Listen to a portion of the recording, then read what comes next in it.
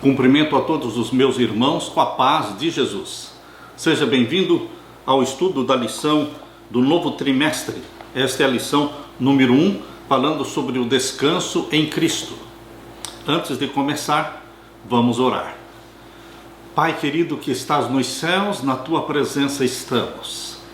Buscamos a tua face, buscamos a tua bênção, buscamos o derramamento do Espírito Santo sobre mim e os meus irmãos. Vem nos falar, querido Pai, através da tua palavra, ensinando-nos sobre o descanso em Cristo Jesus, nosso Salvador. É em nome dele que pedimos. Amém. O piloto anunciou que o avião teria que atravessar uma tempestade. Aperte os cintos de segurança, será uma aventura e tanto, disse a voz da cabine ao encerrar o aviso. Depois de um tremor violento da aeronave, alguém gritou. O povo começou a ficar apavorado. Imagens de uma asa se quebrando e do avião se inclinando rumo à terra passaram pela mente das pessoas. Todos pareciam estar com medo. Todos, exceto uma garotinha, que estava ocupada em fazer um desenho na mesa dobrável. De vez em quando, a menina olhava pela janela para um relâmpago impressionante, mas então retomava a atividade com calma. Depois do que pareceu uma eternidade, o avião pousou. Os passageiros aplaudiram, aliviados por estarem novamente em terra. Enquanto a garotinha esperava que as pessoas saíssem do avião, um dos viajantes perguntou para ela se ela não estava com medo. Eu, disse a menina, eu não estava com medo. Meu pai é o piloto e eu sabia que ele estava me levando para casa. Queridos, é assim mesmo, quando o nosso Pai está no comando, quando o nosso Pai está no controle, nós não temos medo. Nós temos certeza que o nosso Pai Celestial está nos levando de volta para casa, a casa do nosso Pai. Aquela promessa maravilhosa de Jesus Cristo: vou preparar-vos lugar, e voltarei, e vos levarei para que onde eu estou, vocês também estejam. João capítulo 14, versos 1 até o verso 3.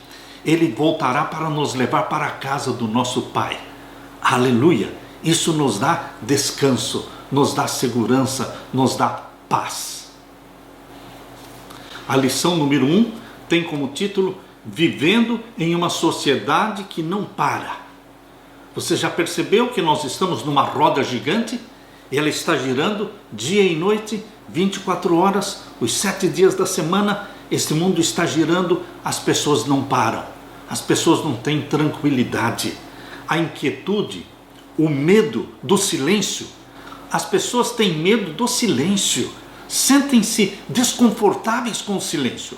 Por isso, a maioria das pessoas, quando entra em casa, já liga a televisão, já liga o rádio, eles querem algum barulho, porque eles se sentem mal com o silêncio, não sabem meditar.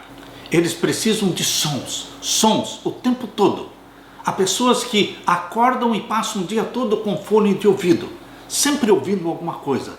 Eles não param, eles não meditam. Queridos, você e eu precisamos nos aquietar. A palavra de Deus diz: aquietai-vos e sabei que eu sou Deus. Talvez a paz que você procura esteja no silêncio que você não faz. Aquietai-vos e sabei que eu sou Deus, diz Salmos 46 e o verso 10. O relógio funcionava regularmente e de modo implacável. Faltavam 2 horas para o início do sábado. Era uma sexta-feira à tarde. Se aproximava o sábado. Maria suspirou ao examinar o apartamento. Os brinquedos das crianças ainda estavam espalhados pela sala. A cozinha estava numa bagunça. Sara, a filha mais nova, estava deitada na cama com febre. E Maria tinha concordado que no dia seguinte ela serviria como recepcionista lá na igreja. O que significava que todos teriam que levantar mais cedo para que estivessem antes do início das atividades da igreja. Maria suspirou e disse: como eu gostaria de ter mais sossego amanhã, um dia mais tranquilo. Do outro lado da cidade estava José, o marido de Maria. Ele estava numa fila, apressado para pagar as suas compras. O trânsito havia sido um pesadelo. A fila do caixa estava longa e José suspirou: "Ah, eu preciso descansar. Eu preciso descansar. Não posso continuar assim. A vida não deve se resumir a esta atropelada vida, a esta correria. Nossa vida é governada por horários de pico no trânsito, horas de trabalho, consultas médicas, conversas pelas redes sociais, compras e atividades escolares. Nossa vida, queridos, é governada por horários de pico no trânsito, horas de trabalho, consultas médicas, conversas pelas redes sociais, compras e atividades escolares. Quer usemos o transporte público, ou pilotemos uma motocicleta, ou dirijamos um carro para transportar nossa família, o envolvimento com o mundo ao redor ameaça sufocar o que é realmente importante. Como podemos encontrar descanso em meio a tanta agitação? Esta semana nós vamos estudar sobre isso, vivendo em uma sociedade que não para. Nós temos que aprender a parar. Deus diz: aquietai-vos e sabei que eu sou Deus. Na parte de domingo, exaustos e cansados. Essa é uma expressão que define a nossa geração. Todos nós vivemos exaustos e cansados. Parece que o sono não consegue reparar o nosso cansaço. Vamos ler a palavra de Deus. Abra sua Bíblia em Gênesis capítulo 2 e vamos ler os versos 1 até o verso 3. Gênesis capítulo 2 e os versos 1 até o verso 3. Aqui nós lemos: Assim, os céus e a terra e todo o seu exército foram acabados. E havendo Deus acabado no dia 7º a sua obra que tinha feito, descansou no 7º dia de toda a sua obra que tinha feito. E abençoou Deus o dia 7º e o santificou, porque nele descansou de toda a sua obra que Deus criara e fizera. Queridos, por que Deus criou um dia de repouso, de descanso, antes mesmo que alguém estivesse cansado? Porque Deus estabeleceu este dia de repouso antes do pecado, lá no Jardim do Éden. Não existia cansaço, não existia agitação, mas Deus separou um dia de descanso lá no Jardim do Éden, para estarmos em contato, em comunhão direta com o nosso Criador. Antes que o homem passasse a viver de modo estressante, Deus estabeleceu um marco, uma forma viva de estimular nossa memória, um dia para dar uma pausa e deliberadamente aproveitar a vida, um tempo para ser e não um tempo para fazer, para celebrar especialmente a dádiva da relva, a dádiva do ar, da vida selvagem, da água, das pessoas e, acima de tudo, celebrar o Criador de toda boa dádiva. Aquele convite não expirou quando o homem foi expulso do Jardim do Éden. Deus queria garantir que o convite resistiria ao teste do tempo e, portanto, desde o início, o Senhor colocou o descanso sabático na estrutura do tempo. Sempre haveria o convite a uma tranquila celebração da criação a cada 7 dias. Com todos os nossos dispositivos para economizar o tempo de trabalho, hoje nós deveríamos estar menos cansados do que as pessoas que viveram nos séculos passados. No entanto, o descanso parece estar em falta. Mesmo quando não estamos trabalhando, somos envolvidos por atividades frenéticas. Sempre parece que, de alguma forma, estamos atrasados. Por mais que consigamos fazer as coisas, sempre existe muita coisa ainda por fazer. Pesquisas mostram que dormimos menos e que muitos dependem da cafeína para continuar suas atividades. Temos telefones celulares mais rápidos, computadores mais rápidos, conexões de internet mais rápida, mas parece que nunca temos tempo suficiente. Será que Deus errou quando criou o tempo? Será que Deus criou dias pequenos demais? Horas curtas demais? Não, queridos. Deus não errou no tempo. Ele estabeleceu o tempo certo. Ele fez todas as coisas perfeitas. Por isso, quando ele terminou a criação, aqui em Gênesis capítulo 1 e o verso 31, diz assim: e viu Deus tudo quanto tinha feito, e eis que era muito bom, e foi a tarde e a manhã do dia sexto. Quando Deus terminou tudo, ele disse: eis que é muito bom. E neste muito bom inclui também os 7 dias de 24 horas que ele criou. Deus é perfeito. Abra sua Bíblia agora e vamos ler Marcos capítulo 6 e o verso 30 e 31. Marcos capítulo 6 e os versos 30 e 31.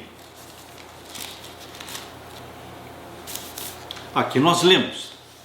São as palavras de Jesus, dirigidas aos seus discípulos, que estavam muito agitados, trabalhando muito. Vejam esta experiência, Marcos capítulo 6, versos 30 e 31. E os apóstolos ajuntaram-se a Jesus e contaram-lhe tudo, tanto o que tinham feito como o que tinham ensinado. E ele disse-lhes: vinde vós aqui à parte, a um lugar deserto, e repousai um pouco, porque havia muitos que iam e vinham, e não tinham tempo para comer, e foram sós num barco para um lugar deserto. Jesus convidando os seus discípulos para o descanso, para o repouso. Queridos, nós poderemos ler também em Salmos capítulo 4. Abra sua Bíblia, Salmos 4 e o verso 8. Salmos 4 e o verso 8. Aqui nós lemos: em paz também me deitarei e dormirei, porque só tu, Senhor, me fazes habitar em segurança. Isto nos dá uma ideia de tranquilidade quando nos deitamos e nos sentimos seguros nas mãos de Jesus Cristo e podemos dormir em segurança porque temos a certeza de que Deus cuida de nós. Em paz também me deitarei e dormirei, porque só tu, Senhor, me fazes habitar em segurança. Vamos ler também Êxodo capítulo 23 e o verso 12. Êxodo capítulo 23 e o verso 12. Aqui nós lemos: 6 dias farás os teus negócios, mas o 7º dia descansarás, para que descanse o teu boi e o teu jumento, e para que tome alento o filho da tua escrava e o estrangeiro. Deus estabeleceu o descanso sabático não somente para mim e a minha família, mas para o meu empregado, para os meus animais, enfim, todos os que estivessem dentro da minha casa, mesmo os estrangeiros, eles também deveriam desfrutar esta bênção do descanso sabático. Abra também a sua Bíblia e vamos ler em Deuteronômio capítulo 5 e o verso 14. Deuteronômio 5, 14. Aqui nós lemos: mas o 7º dia é o sábado do Senhor teu Deus. Não farás nenhuma obra nele, nem tu, nem teu filho, nem a tua filha, nem o teu servo, nem a tua serva, nem o teu boi, nem o teu jumento, nem animal algum teu, nem o estrangeiro que está dentro das tuas portas, para que o teu servo e a tua serva descansem como tu. Que bênção! Não é somente o privilégio do patrão, do Senhor, mas também dos empregados, dos servos, descansarem no dia do Senhor. Abra também a sua Bíblia em Mateus capítulo 11 e o verso 28. Mateus capítulo 11 e o verso 28. Vejam o convite de Jesus: vinde a mim, todos os que estáis cansados e oprimidos, eu vos aliviarei. Deus não quer que você viva uma vida agitada, estressada, exausta. Você precisa ter o descanso em Jesus Cristo. Você precisa ter o tempo para estar aos pés de Jesus Cristo. Jesus valoriza tanto esse tempo que nós passamos aos pés dele. Na experiência de Marta e de Maria, nós percebemos isso. Marta estava muito agitada, e a desculpa de Marta era que ela estava trabalhando para Jesus. Essa é a desculpa de muitas pessoas hoje. Elas vivem em incessante atividade na igreja, trabalhando para o Senhor. Mas, quando Jesus conversou com Marta, ele disse: Marta, Marta, por que te afadigas? Trabalhas tanto. Maria escolheu a boa parte, e não lhe será tirada. Queridos, nós precisamos atender o conselho de Jesus Cristo, escolher a boa parte, trabalhar, mas também ter tempo para estar aos pés de Jesus Cristo, assimilando as palavras de Jesus, assimilando o caráter de Jesus Cristo e, queridos, tendo descanso espiritual, descanso emocional, descanso físico que Jesus Cristo quer nos dar. O Criador sabia que precisaríamos de descanso. Ele formou ciclos no tempo. As noites foram formadas para o descanso, 8 horas de sono cada noite. E o sábado, 24 horas sagradas do sábado. O sábado todinho é um dia dedicado ao descanso. Aceitar a Jesus como Senhor da nossa vida significa reservar tempo para descansar. Descansar aos pés de Jesus Cristo, descansar à noite quando dormimos e descansar também as 24 horas sagradas e santas do sábado. Afinal, o mandamento do sábado não é apenas uma sugestão, é um mandamento do Senhor. Deus se interessa pelo seu bem-estar, meu querido irmão, minha querida irmã. Deus quer a sua saúde física, mental, emocional e espiritual. Deus quer nos curar da exaustão e do cansaço. Aleluia! Na parte de segunda-feira, falta de ânimo. O cansaço não pode ser subestimado. Muitos subestimam o cansaço, porque eles estão cansados, precisariam descansar, precisariam dormir, mas lançam mão da cafeína para se manterem acordados. Queridos, não subestimem o cansaço, porque quando estamos exaustos e cansados, nós tomamos decisões erradas, nós temos reações que não teríamos se estivéssemos descansados. Uma das consequências do cansaço é a falta de ânimo, é o desânimo, a privação do sono, a exaustão devido ao esforço físico excessivo, são problemas reais. Ficamos sem energia emocional. Quando a privação do sono é adicionada às provações emocionais, ficamos dolorosamente desanimados. Baruque, o escriba de Jeremias, deve ter se sentido assim muitas vezes durante os últimos turbulentos anos de Jerusalém, antes do caos, antes do cativeiro babilônico. Sofrimento, devastação se seguiram à destruição da cidade de Jerusalém pelos babilônios. Abra sua Bíblia e vamos ler Jeremias, capítulo 45 e os versos 1 até o verso 5. Aqui nós lemos: a palavra que falou Jeremias, o profeta, a Baruque, filho de Nerias, escrevendo ele aquelas palavras num livro, da boca de Jeremias, no ano 4 de Jeoiaquim, filho de Josias, rei de Judá, dizendo: assim diz o Senhor, Deus de Israel, acerca de ti, ó Baruque. Deus mandou uma mensagem personalizada, direcionada a Baruque. Assim diz o Senhor Deus de Israel acerca de ti, ó Baruque. Verso 3. Disseste: ai de mim agora, porque me acrescentou o Senhor tristeza à minha dor. Estou cansado do meu gemido e não acho descanso. Estão vendo o lamento de Baruque? Ele estava exausto, ele estava sem ânimo. Queridos, como seria se Deus enviasse uma mensagem direcionada, personalizada a você? Baruque recebeu esta mensagem do trono de Deus. Isso aconteceu no 4º ano do reinado de Jeoiaquim, filho de Josias, rei de Judá, por volta do ano de 605 ou 604 a.C.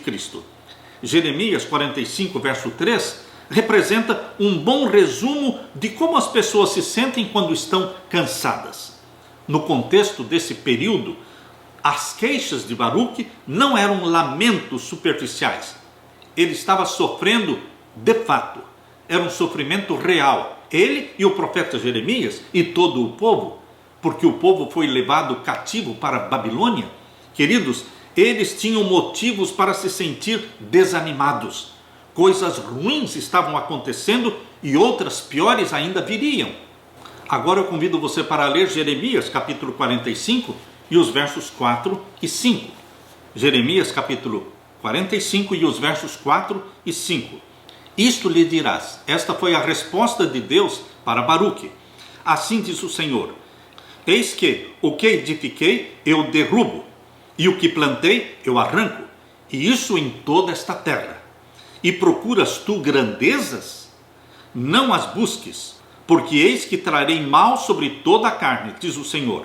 A ti, porém, darei a tua alma por despojo, em todos os lugares por onde fores. Queridos, mais do que Baruque, estava Deus sofrendo.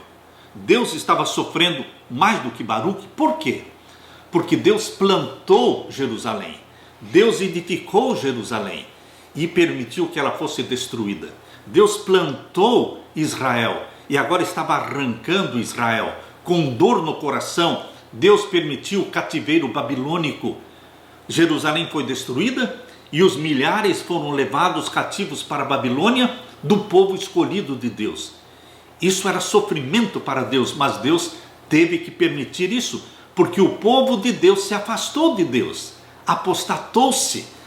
Queridos, a resposta de Deus ao sofrimento de Baruque mostra que o sofrimento divino foi muito maior que o de Baruque. Ele havia construído Jerusalém, mas estava prestes a derrubá-la. Havia plantado Israel como uma vinha, mas iria arrancá-lo e levá-lo para o exílio. Não era isso que o Senhor desejava, mas isso tinha que acontecer por causa da rebelião do povo contra ele. Mas Deus disse para Baruque que existia uma luz no fundo do túnel. Deus preservou a vida de Baruque. Na Nova Versão Internacional, este verso de Jeremias capítulo 45 e o verso 5, ele termina dizendo assim: mas eu o deixarei, falando para Baruque, eu o deixarei escapar com vida onde quer que você vá. Deus confortou o coração de Baruque dizendo: o povo está sendo levado escravo, mas eu vou cuidar de você. Mesmo em meio à destruição, o exílio e a perda, Deus cuidou de Baruque. Leia as palavras que Deus dirigiu a Baruque e coloque o seu nome ali. Coloque o seu nome no lugar do nome de Baruque. E lembre-se que Deus está dizendo para você também: eu o deixarei escapar com vida, onde quer que você vá. Deus quer o nosso bem. A situação em que se encontra o nosso mundo, as circunstâncias que nos cercam, não são exatamente como as circunstâncias que Baruque enfrentou, mas nós temos que reconhecer que as circunstâncias que nos cercam hoje, neste sofrimento mundial, nesta pandemia mundial, queridos, em face de todo este sofrimento no mundo inteiro, você e eu precisamos também do alento, do consolo, das palavras do nosso Deus, que está dizendo para você o mesmo que disse para Baruque: eu o deixarei escapar com vida, eu o pouparei, e você, por onde você for, eu estarei com você. Alegre-se com esta promessa do nosso querido Jesus. Na parte de terça-feira, definição de descanso no Antigo Testamento. Vamos começar lendo Gênesis capítulo 2. Gênesis capítulo 2 e os versos 2 e 3. Aqui nós lemos: e havendo Deus acabado no dia 7º a sua obra que tinha feito, descansou no 7º dia de toda a sua obra que tinha feito. E abençoou Deus o dia 7º e o santificou, porque nele descansou de toda a sua obra que Deus criara e fizera. Queridos, todos nós precisamos de descanso. Por essa razão, encontramos esse tema em toda a Bíblia, Antigo e Novo Testamento. Deus nos criou para realizar atividades que devem ser interrompidas pelo descanso.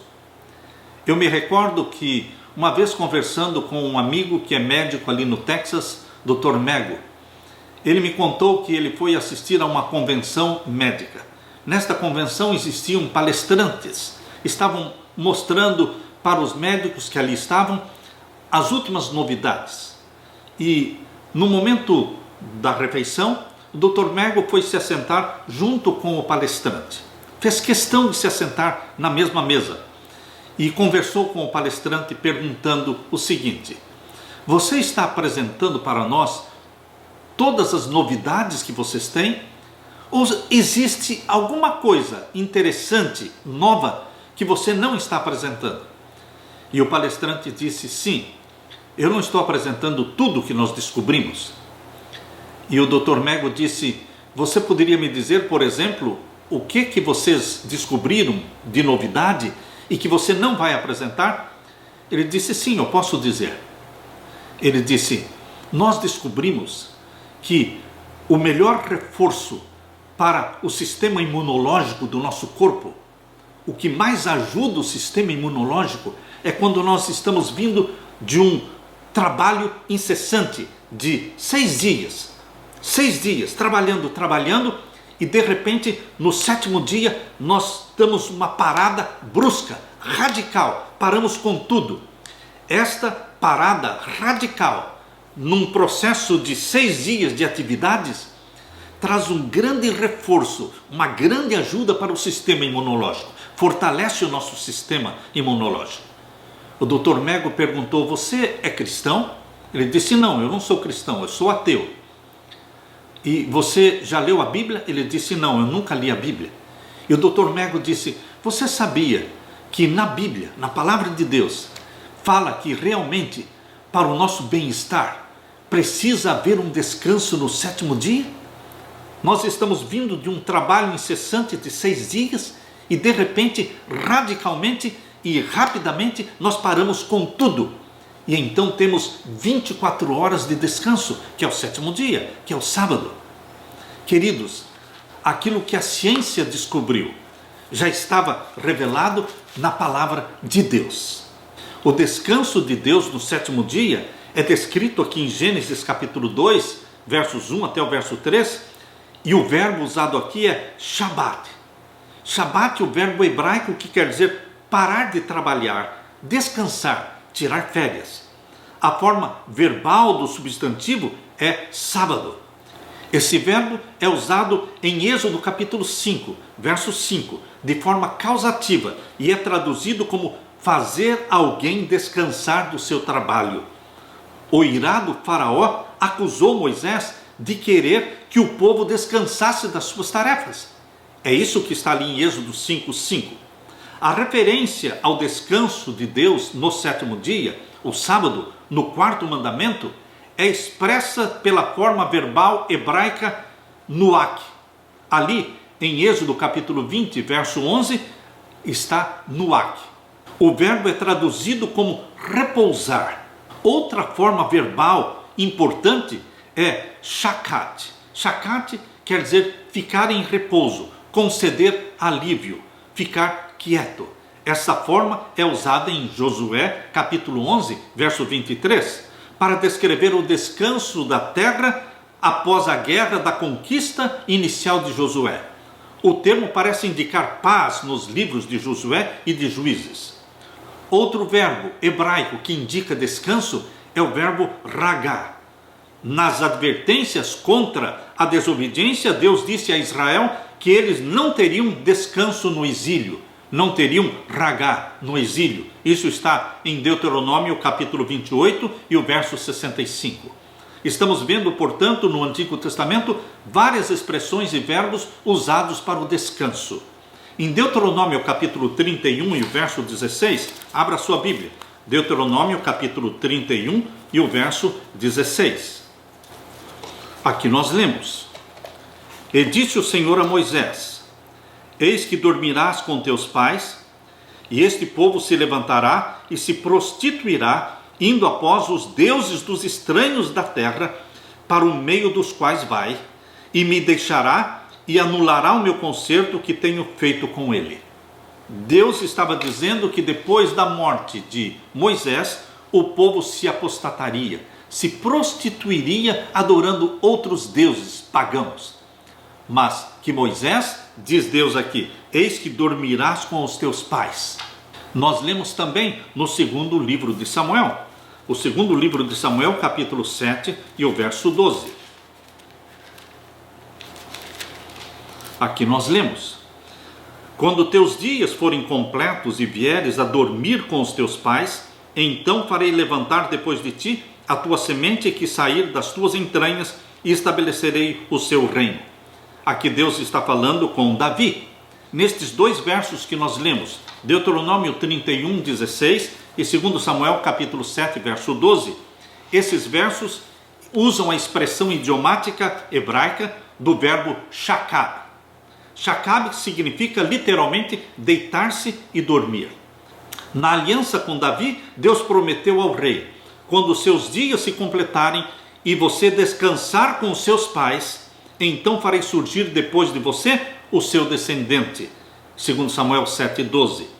Esta lista de verbos hebraicos para descanso esclarece que o conceito teológico de descanso não está conectado a uma ou duas palavras especiais. Descansamos individualmente e coletivamente. O descanso nos afeta física, social, emocional e espiritualmente, e não se limita apenas ao sábado. Deus não criou o descanso somente para o sábado. Nós precisamos desfrutar o descanso diário. 8 horas por noite nós precisamos dormir. E precisamos desfrutar também o descanso semanal, que é o santo dia do Senhor, o sábado. Mas a Bíblia também fala da morte como sendo um descanso. Dormir em Cristo. Por isso a Bíblia diz em Apocalipse capítulo 14, o verso 13. Abra a sua Bíblia em Apocalipse capítulo 14 e o verso 13. Aqui nós lemos, Apocalipse 14, verso 13 diz: e ouvi uma voz do céu que me dizia: escreve, bem-aventurados os mortos que desde agora morrem no Senhor, sim, diz o Espírito, para que descansem dos seus trabalhos e as suas obras os sigam. Portanto, na Bíblia, a morte é um descanso, para que descansem dos seus trabalhos e as suas obras os sigam. Realmente, queridos, a Bíblia diz que a morte é um sono. A Bíblia diz que os que estão dormindo em Cristo ressuscitarão primeiro. Queridos, dormir em Cristo é morrer confiando em Jesus Cristo como nosso Salvador. Todos os que morrem crendo em Jesus como Salvador, confessando a Ele os pecados, eles ressuscitarão na primeira ressurreição que ocorrerá na vinda de Jesus Cristo, na segunda vinda de Jesus Cristo. 1 Tessalonicenses capítulo 4 e o verso 16. Abra a sua Bíblia. Primeira carta de Paulo aos Tessalonicenses capítulo 4 e o verso 16. Aqui nós lemos: porque o mesmo Senhor descerá do céu, com alarido e com voz de arcanjo e com a trombeta de Deus, e os que morreram em Cristo ressuscitarão primeiro. Os que dormiram em Cristo ressuscitarão primeiro. A Bíblia nos dá o conforto de que os que morreram descansaram das suas obras, descansaram dos seus trabalhos e estão aguardando a voz de Deus, a manhã da ressurreição, para ressuscitarem para a vida, para a glória, para o arrebatamento. Aleluia! Na parte de quarta-feira, descanso no Novo Testamento. Abrindo a palavra de Deus aqui em Mateus capítulo 11, o verso 28. Mateus capítulo 11 e o verso 28. Vamos ler sobre o descanso oferecido por Jesus Cristo. Abra sua Bíblia. Mateus capítulo 11 e o verso 28. Aqui nós lemos: vinde a mim todos os que estáis cansados e oprimidos, e eu vos aliviarei. Tomai sobre vós o meu jugo e aprendei de mim, que sou manso e humilde de coração, e encontrareis descanso para as vossas almas. Somente aos pés de Jesus Cristo nós temos descanso para as nossas almas. Queridos, o nosso mundo vive uma vida agitada, exausta, cansados, mas Jesus Cristo está nos oferecendo o descanso. Uma forma verbal para designar descanso no Novo Testamento é o verbo anapau. Anapau é o verbo usado aqui em Mateus 11, 28. Outro verbo usado no Novo Testamento para indicar repouso é o verbo resischazo. Ele descreve o descanso sabático dos discípulos enquanto Jesus repousava no túmulo. Quando nós lemos aqui em Lucas capítulo 23 e o verso 56, abra sua Bíblia, Lucas capítulo 23 e o verso 56. Aqui nós lemos: e voltando a elas, falando das mulheres discípulos de Jesus, aquela comitiva de mulheres que seguia Jesus por onde ele ia, aqui falando delas, elas estavam na cruz ali, quando Jesus morreu, ao pé da cruz, depois ele foi sepultado, e elas prepararam especiarias e unguentos para Jesus. Aqui em Lucas 23, 56 diz: e voltando elas, prepararam especiarias e unguentos, e no sábado repousaram conforme o mandamento. O verbo grego usado aqui no verso 56 é resichazo. Queridos, é usado também para representar uma vida tranquila. Você também pode abrir a sua Bíblia em 1 Tessalonicenses capítulo 4, verso 11. 1 Tessalonicenses capítulo 4 e o verso 11. Aqui nós lemos: e procureis viver quietos. Este conselho, procurem viver quietos, é o mesmo verbo, resichazo. E procureis viver quietos e tratar dos vossos próprios negócios e trabalhar com vossas próprias mãos, como já vos tenho mandado. Queridos, em Hebreus capítulo 4 e o verso 4, ao descrever o descanso de Deus após a criação, Paulo usou um outro verbo, catapau. Abra sua Bíblia em Hebreus capítulo 4 e o verso 4. Aqui nós lemos: porque em certo lugar disse assim do dia sétimo, e repousou Deus de todas as suas obras no sétimo dia. O verbo usado aqui por Paulo é o verbo catapau, que significa fazer cessar, trazer ao descanso, descansar. A maioria dos usos desse verbo catapau no Novo Testamento, a maioria do uso deste verbo está em Hebreus capítulo 4. Em Marcos capítulo 6, versos 30 a 32, Marcos capítulo 6 e os versos 30 e 32, temos o convite de Jesus Cristo para o descanso. Abra sua Bíblia, Marcos capítulo 6 e os versos 30 a 32. Aqui nós lemos: e os apóstolos ajuntaram-se a Jesus e contaram-lhe tudo, tanto o que tinham feito como o que tinham ensinado. E ele disse-lhes: vinde vós aqui à parte, a um lugar deserto, e repousai um pouco, porque havia muitos que iam e vinham e não tinham tempo para comer, e foram sós num barco para um lugar deserto. Jesus Cristo convidou os discípulos para o repouso. Jesus estava interessado em seus discípulos e no bem-estar físico e emocional deles. Eles tinham acabado de retornar de uma longa viagem missionária, na qual Jesus os havia mandado de 2 em 2. De 2 em 2 eles foram, conforme diz aqui em Marcos capítulo 6 e o verso 7. Aqui nós lemos: chamou a si os 12 e começou a enviá-los a 2 e 2, e deu-lhes poder sobre os espíritos imundos. Nesta viagem missionária, de 2 em 2, eles foram espalhando as boas novas de salvação, expulsando demônios e curando os enfermos. Marcos capítulo 6, verso 30, relata a experiência alegre deles ao voltarem desta longa jornada missionária, contando os sucessos, contando as vitórias sobre o mal.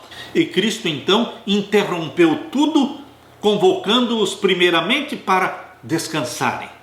Marcos, quando escreveu o seu evangelho, incluiu uma nota explicativa, dizendo: isto porque eles não tinham tempo nem para comer, visto serem muitos os que iam e vinham. Marcos 6,31. A sobrecarga e a demasiada ocupação com os assuntos de Deus era um desafio genuíno para os discípulos. Jesus, queridos, nos lembra de que precisamos proteger nossa saúde, nosso bem-estar espiritual e emocional, planejando períodos de descanso. Descansos diários e o descanso semanal. Que Deus nos dê a sabedoria do céu para termos momentos de descansos diários aos pés de Jesus Cristo, em comunhão com Ele, descansos cada noite, dormindo as 8 horas propostas por Deus, e descansando às 24 horas do Santo Sábado. Aleluia! Na parte de quinta-feira, fugitivo e errante pela terra. A imagem de um fugitivo é alguém sempre correndo, fugindo, sempre estressado, sempre se escondendo, sem paz, sem descanso. Essa é a imagem que me vem quando eu penso em Caim como um fugitivo e errante pela terra. Abra sua Bíblia em Gênesis capítulo 4. Gênesis capítulo 4, vamos ler os versos 1 até o verso 12. Aqui nós lemos. Gênesis capítulo 4, verso 1 até o verso 12. E conheceu Adão a Eva, sua mulher, e ela concebeu e teve a Caim, e disse: alcancei do Senhor um varão. E teve mais ao seu irmão Abel, e Abel foi pastor de ovelhas, e Caim foi lavrador de terra. E aconteceu ao cabo de dias, que Caim trouxe do fruto da terra uma oferta para o Senhor. E Abel também trouxe dos primogênitos das suas ovelhas e da sua gordura, e atentou o Senhor para Abel e para a sua oferta. A outra tradução diz: e se agradou o Senhor de Abel e da sua oferta. Deus se agradou porque Abel era obediente. Abel trouxe exatamente o que Deus tinha pedido: um cordeiro. Houve derramamento de sangue, houve o perdão dos pecados. Mas no caso de Caim, não houve derramamento de sangue, porque ele não trouxe um cordeiro, ele trouxe os frutos da terra. Ele não obedeceu o que Deus pediu. Mas, diz o verso 5, mas para Caim e para a sua oferta não atentou. E irou-se Caim fortemente e descaiu-lhe o seu semblante. E o Senhor disse para Caim: por que te iraste? E por que descaiu o teu semblante? Se bem fizeres, não haverá aceitação para ti? E se não fizeres o bem, o pecado jaz à porta, e para ti será o teu desejo, e sobre ele dominarás. Queridos, Caim foi perante o Senhor, levando suas queixas. A incredulidade estava no coração de Caim, incredulidade com respeito ao sacrifício prometido e à necessidade de ofertas sacrificais. A dádiva de Caim não expressava arrependimento pelo pecado. Caim achava, como muitos hoje ainda acham, que se arrepender é uma demonstração de fraqueza. Mas, queridos, Deus exige arrependimento dos nossos pecados. Só existe salvação em Jesus Cristo, que morreu em nosso lugar. Porém, Caim confiava nos seus méritos próprios, nas obras das suas mãos. Ele desprezou o cordeiro, ele desprezou a promessa feita por Deus para a remissão dos nossos pecados. Deus não fez de Caim um fugitivo e errante pela terra. Foi ele próprio, como resultado das suas ações pecaminosas, desobediência a Deus, que ele se tornou um errante e fugitivo. Caim não encontrou descanso em Deus. E sabem, queridos, não existe outra forma para encontrarmos o descanso. É somente em Deus. Deus, quando olhou para a oferta de Abel, se agradou da oferta, porque era uma oferta de obediência, de arrependimento dos seus pecados. O foco do olhar cuidadoso e atento de Deus não é tanto para a oferta, mas para a atitude do ofertante. A rejeição da oferta de frutos de Caim não foi uma reação arbitrária de um Deus obstinado, mas o processo de considerar e pesar o caráter, pesar as atitudes e as motivações de quem trazia a oferta. É uma ilustração do juízo investigativo. Vamos ler a sequência deste diálogo entre Deus e Caim. Abra sua Bíblia em Gênesis capítulo 4 e vamos ler a partir do verso 8.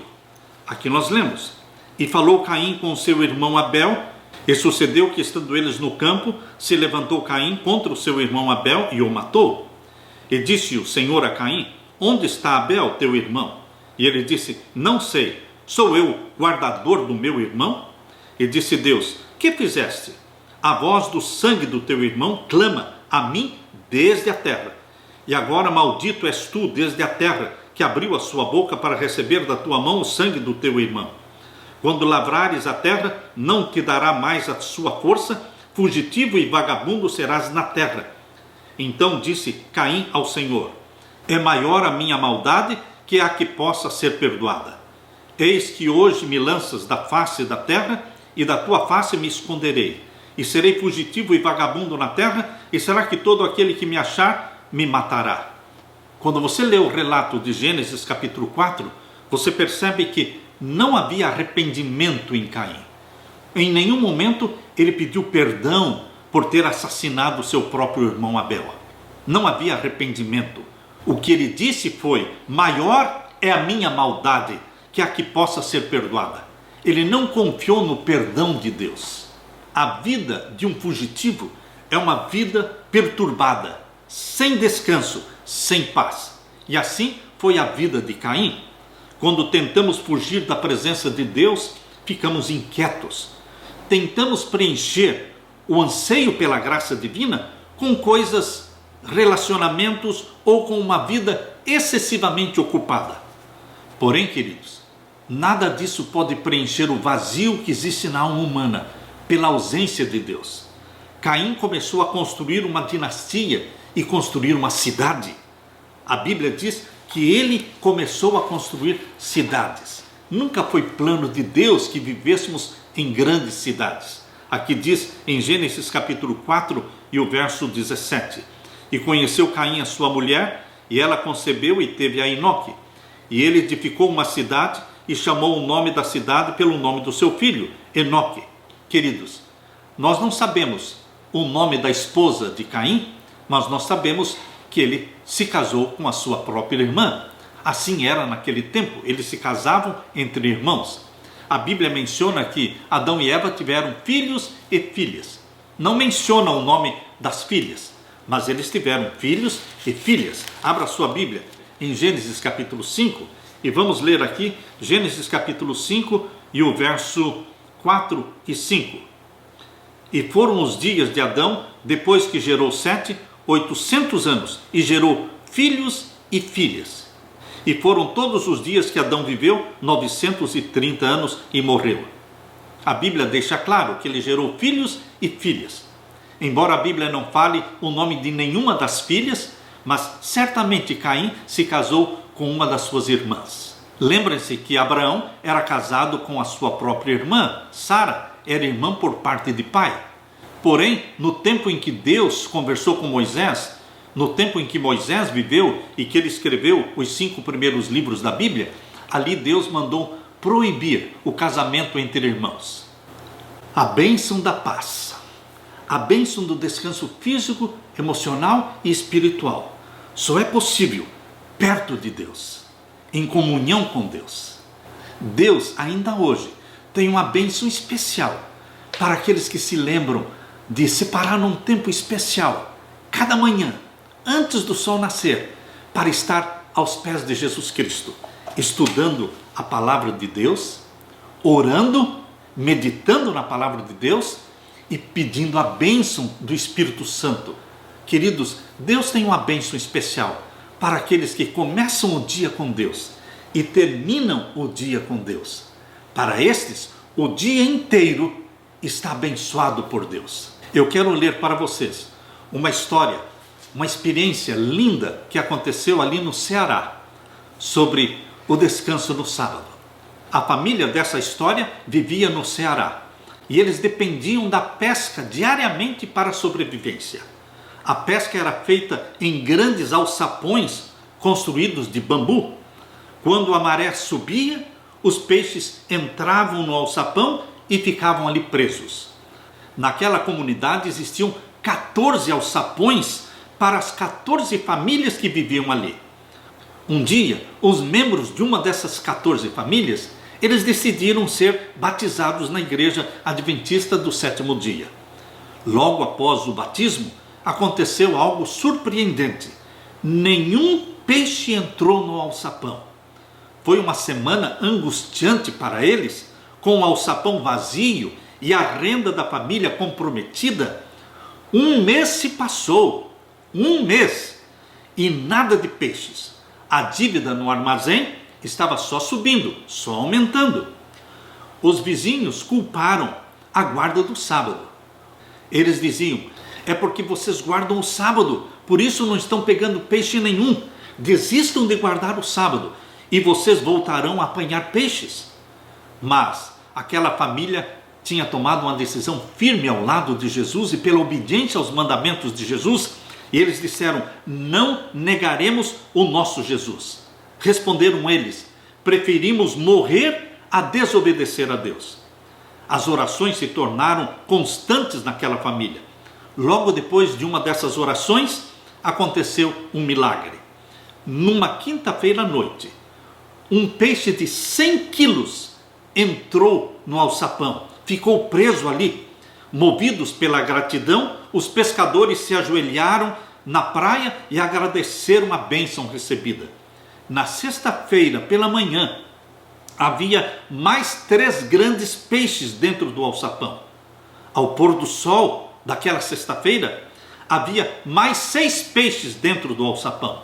Os pescadores, evitando entrar nas horas do sábado, ocupados com a pescaria, eles resolveram recolher os peixes só depois do dia do Senhor. Eles deixaram para retirar os peixes do alçapão depois de passado o sábado. Os vizinhos os chamaram de tolos, mas eles continuaram firmes. Disseram: só recolheremos os peixes depois do sábado. Os pescadores vizinhos acharam que os peixes iam quebrar o alçapão devido ao grande peso, mas os pescadores adventistas guardaram o sábado. Depois do pôr do sol, foram recolher os peixes. E sabem o que existia ali naquele alçapão? Não somente 6 peixes, mas 22 grandes peixes e dezenas de peixes pequenos. Ao todo, eles conseguiram 2.500 quilos de peixe. Que milagre! A família trabalhou a noite inteira, de sábado para domingo, vendeu os peixes, colocou alguma economia no banco e ainda ajudou a pagar a metade do custo para a construção de uma capela na aldeia. Deus não se esqueceu daqueles que são fiéis a Ele. Hoje, Deus é o mesmo. Ontem, hoje e eternamente, Deus é o mesmo. Deus nos deu um mandamento: lembra-te do dia do sábado para o santificar. 6 dias trabalharás, farás toda a tua obra, mas o 7º dia é o sábado do Senhor teu Deus. Êxodo capítulo 20, versos 8 ao verso 11. Queridos, Deus tem uma bênção especial para aqueles que confiam nele. Entrega teu caminho ao Senhor. Confia nele e ele tudo fará. Deixo com você a bênção e a paz do meu Jesus. Em nome dele que eu oro. Amém.